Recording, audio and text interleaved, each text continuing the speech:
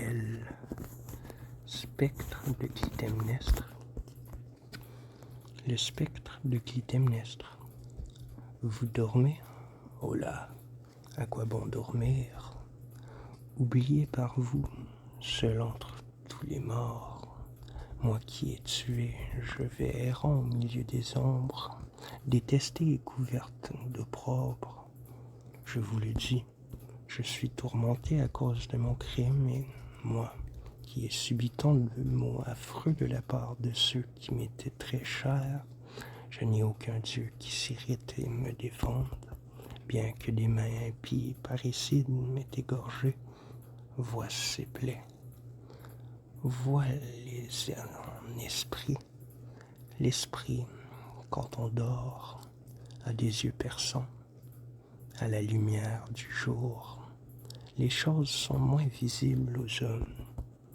Mais vous êtes repus des nombreux sacrifices offerts.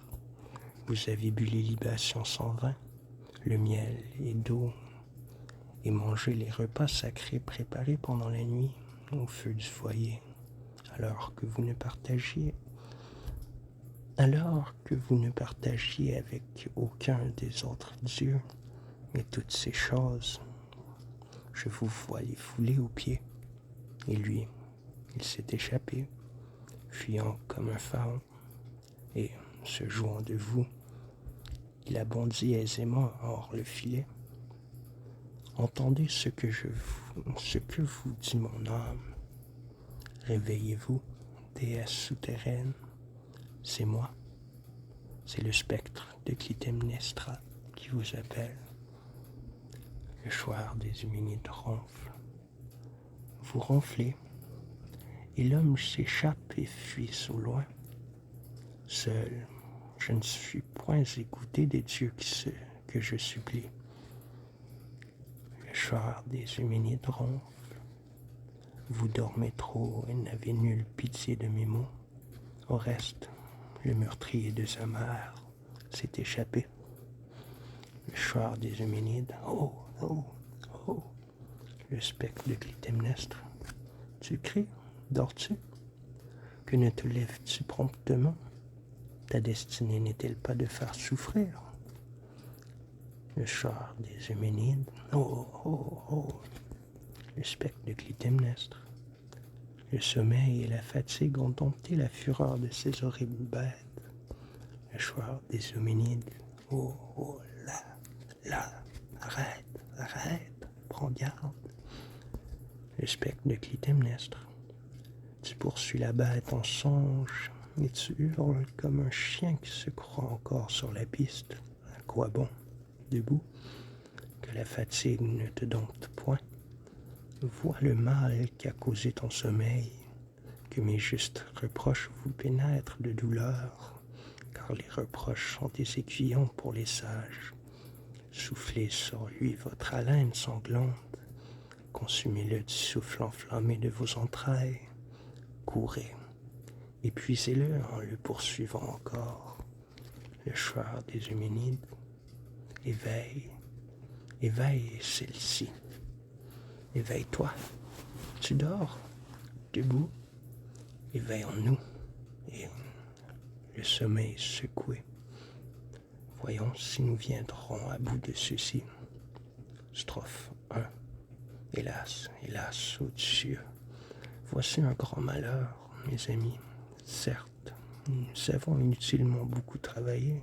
Hélas, ceci est un grand malheur, un malheur insupportable. La bête s'est échappée des rênes. Domptés par le sommeil, nous avons perdu notre proie. Antistrophe 1. Ah, fils de Zeus, tu es le voleur, jeune Dieu. Tu as outragé de vieilles déesses en protégeant ton suppléant. Cet homme funeste à celle qui l'a conçu.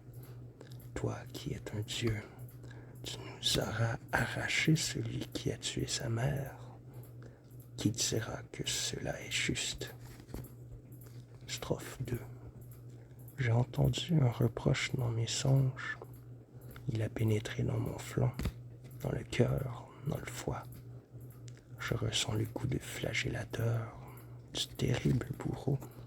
C'est une profonde horreur et non honneur. Prendre une différence flagrante et marquante et donc complètement non l'un et l'autre. Antistrophe 2.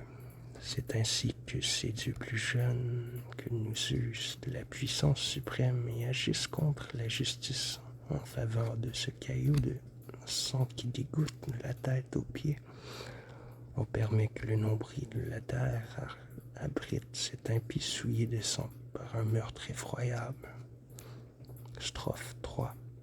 Divinateur, tu as souillé ton propre sanctuaire de la présence de ce suppliant que tu as excité et appelé toi-même, protégeant ainsi les hommes contre la loi des dieux et outrageant les morts antiques. Antistrophe 3. Le Dieu m'a outragé, mais il ne sauvera point cet homme quand il s'efforcerait sous terre, et il ne serait point délivré. Là encore, ce suppliant souillé par le meurtre trouverait un autre vengeur qui s'appesantirait sur sa tête.